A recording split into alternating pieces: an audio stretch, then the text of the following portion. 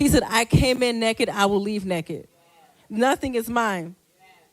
So everything you're going through right now is for a reason. It said God caused the fire to come down on the sheep and burn everything up. So everything that you're going through in this season, your situation, God ordained it for your appointed time. Because you have the law of attraction. It comes to pull and take things away so you can receive your sevenfold restoration. Today is your day of restoration.